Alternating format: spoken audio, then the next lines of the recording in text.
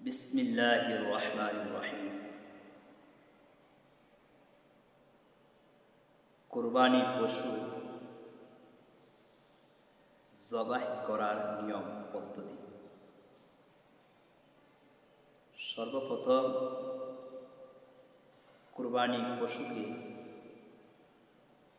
দক্ষিণ দিকে মাথা রূপ করে তার পাগুলোকে পশ্চিম দিকে দিয়ে শুইয়ে দিন। এরপর শক্ত করে কয়েকজনকে দিয়ে ধরবে। যিনি জবাই করবেন তিনি কুরবানির দোয়া পাঠ করার পর বিসমিল্লাহি আল্লাহু আকবার বলে কুরবানির পশুকে জবাই করবে। ইচ্ছাকৃতভাবে যদি কেউ বিসমিল্লাহ ত্যাগ করে তাহলে এই কুরবানির গোশত আহার করা হারাম। আর অনিচ্ছাকৃতভাবে যদি কেউ বিসমিল্লাহ ছেড়ে দেয় তাহলে এই কুরবানির গোশত খাওয়া তার জন্য জায়েজ। একা একা যদি কারো পক্ষে কুরবানির পশু জবাই করা সম্ভব না হয়, অন্যের সাহায্য যখন নেওয়া হবে তখন যে সাহায্য করবে সেও বিসমিল্লাহি আল্লাহু আকবার বলতে হবে, এটা ওয়াজিব। আর গরু, কুরবানির পশু এগুলো পায়ে অথবা মাথায় অথবা অন্যান্য অঙ্গ প্রত্যঙ্গের মধ্যে যারা ধরবে তাদের জন্য বিসমিল্লাহ বলা মুস্তাহাব। আর যারা জবাই করবে, ছুরিতে ধরবে, তাদের জন্য বিসমিল্লাহ বলা ওয়াজিব। অতএব ইচ্ছাকৃতভাবে কেউ যেন বিসমিল্লাহ ত্যাগ না করে। কুরবানি পশু জবাই করার পর, কুরবানি পশু যখন আমরা জবাই করব, 4টা রগ কর্তন করব। একটি রগ হচ্ছে শ্বাসনালী, আরেকটি হচ্ছে খাদ্যনালী, আরেকটি হচ্ছে রক্তনালী, আরেকটি হচ্ছে শাহক। 4টা রগ কর্তন করা ওয়াজিব। যদি 4 রগের মধ্যে 3টি রগ কর্তন করা হয় তাহলে এটা জায়েজ, ওয়াজিব আদায় হয়ে যাবে। কুরবানি পশু এগুলো আহার করতে কোনো অসুবিধা নেই। অতএব আমরা কুরবানি পশুকে আল্লাহর নামে বিসমিল্লাহি আল্লাহু আকবার বলে জবাই করব। আমাদের দ্বারা যেন ইচ্ছাকৃতভাবে বিসমিল্লাহ কখনো ছুটে না যায়। আমরা কুরবানি পশু জবাই করার পরে তার চামড়া, হাড় এগুলো কর্তন করব যখন জান একেবারে বের হয়ে যায়, নিস্তেজ হয়ে যায়। জান থাকা অবস্থা কেউ যদি কুরবানির পশুর চামড়া কষায়, চাল উঠায়, হাড় কাটে, এগুলো হবে মাকরুহে তাহরিমি। এগুলো যেন আমরা কখনো না করি।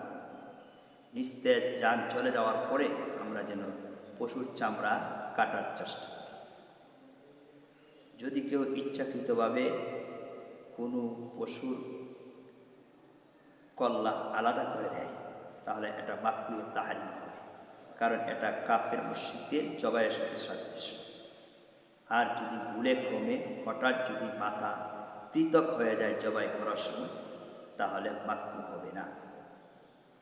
আমরা যখন পশু খরিদ করব, পশু খরিদ করার পরে জবাইয়ের করার প্রস্তুতি নিব, তখন ছুরিটাকে ভালোভাবে ধার করাতে হবে যাতে করে সহজে জবাই হয়ে যায়। বুতা ছুরি দিয়ে যদি কেউ পশু জবাই করে তাহলে এটা মাকরুহ হবে, কারণ এটা তার জন্য কষ্টকর। এক পশুকে আরেক পশুর সামনে আমরা কুরবানি করব না, জবাই করব না। এর দ্বারা একটা পশু আরেকটা পশুর ভিতরে আতঙ্ক সৃষ্টি হতে পারে। আমরা কুরবানির পশুর চামড়া যারা আমরা কুরবানি দিই এগুলো আমরা বিক্রি করব না। বিক্রি করলে এটাকে সদকা করে দিতে হবে।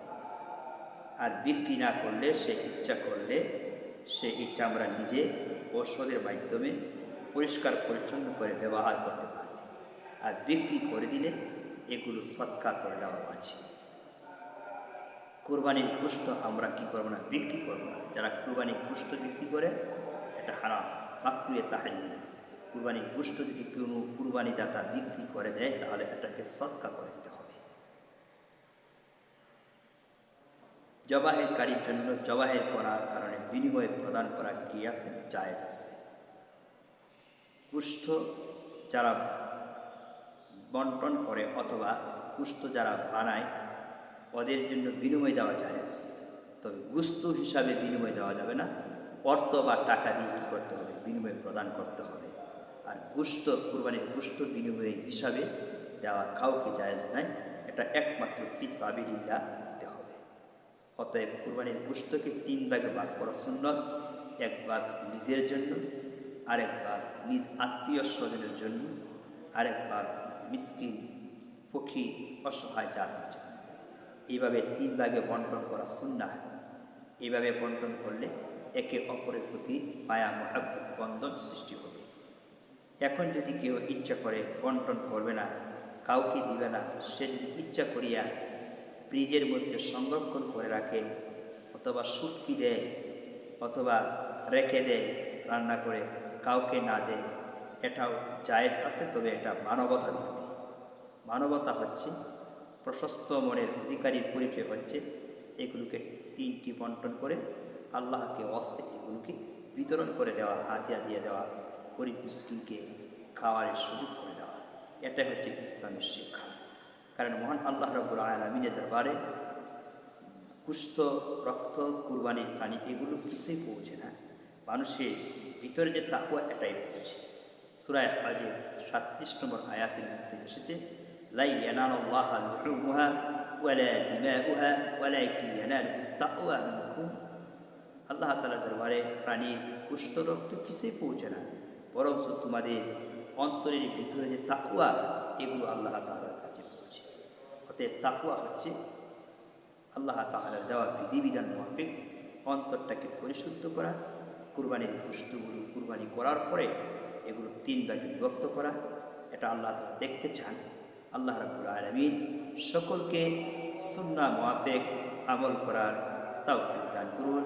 ওয়া আখিরু দাওয়ানা আলহামদুলিল্লাহি রাব্বিল আলামিন।